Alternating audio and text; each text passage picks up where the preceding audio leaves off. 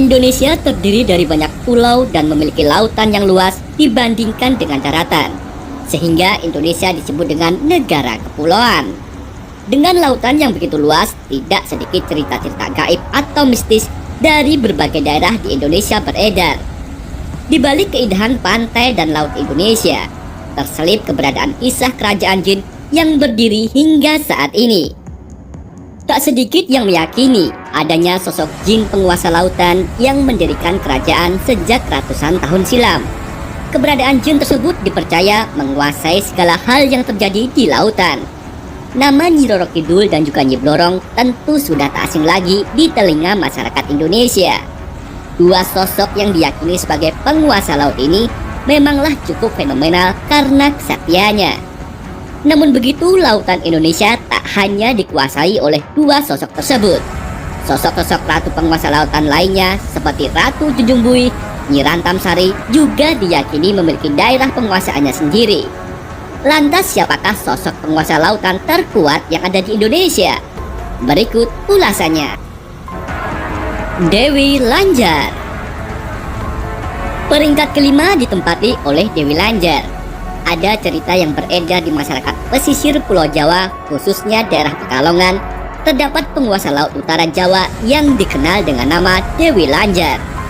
Masyarakat Pekalongan pada khususnya masih percaya dengan keberadaan Dewi Lanjar. Konon keberadaan kerajaan jin terbesar di utara Laut Jawa terletak di Pantai Selamaran. Menurut mitos yang berkembang di masyarakat, dikisahkan pada zaman dahulu, hiduplah seorang putri cantik yang bernama Dewi Roro Kuning yang telah menjadi janda di usia yang sangat muda. Itulah mengapa Dewi Roro Kuning selalu disebut Dewi Lanjar. Kata Lanjar bermakna wanita yang telah menjanda dan belum mempunyai keturunan. Karena dirundung duka, maka sang Dewi meninggalkan kampung halamannya dan bertapa kepada Ratu Pantai Selatan. Konon setelah pertemuan tersebut, Dewi Lanjar dipersilahkan untuk mendirikan sebuah kerajaan di wilayah utara Laut Jawa, khususnya Pekalongan. Ratu Junjung Bui. Selanjutnya di urutan keempat ada Ratu Junjung Bui.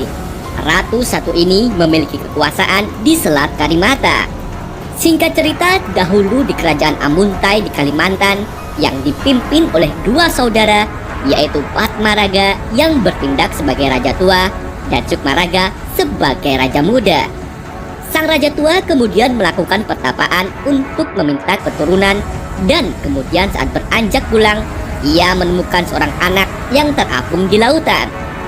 Bayi tersebut bisa bicara dan meminta ditenunkan selembar kain serta sehelai selimut yang harus diselesaikan dalam waktu setengah hari.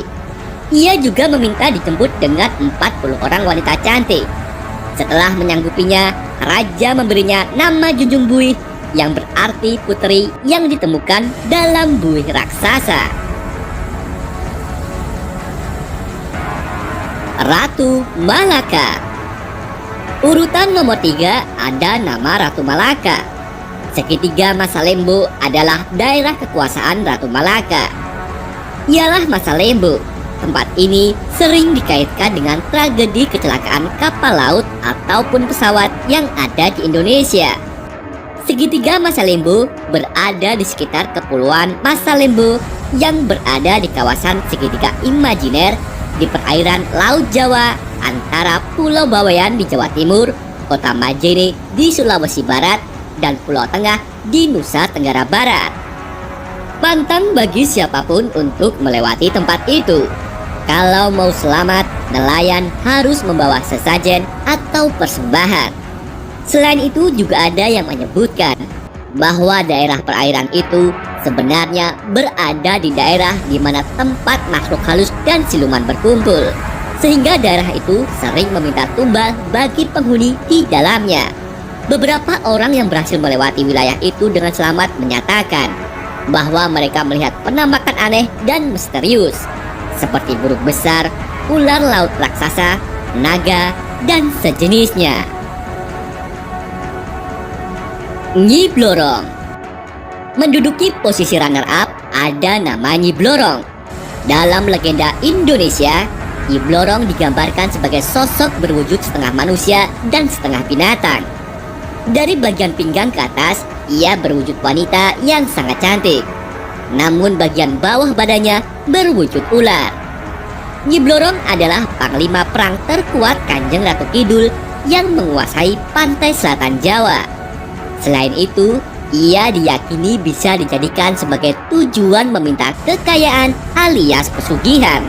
Menurut kepercayaan masyarakat, Nyi Blorong adalah penguasa keraton pantai selatan yang memiliki kesaktian serta pengikut dari bangsa jin dan makhluk halus lainnya. Konon ia juga mencari pengikut dari kalangan manusia yang disesatkan dalam tindak pesugihan untuk dijadikan sebagai budak-budaknya. Penampilan Nyi Blorong disebutkan mengenakan kebaya berwarna hijau dengan rajutan emas. Adapun kain panjang dengan rajutan emas itu diyakini sebagai perwujudan sosok aslinya yang berupa ular raksasa. Nyi Blorong akan nampak sangat cantik dan paling sakti ketika bulan purnama tiba.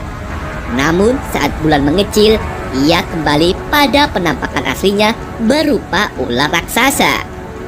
Ada yang meyakini bahwa Nyi Blorong adalah putri dari Ratu Angin-Angin, yaitu ratu seluruh makhluk halus di Pulau Jawa yang memiliki kerajaan laut di Laut Selatan.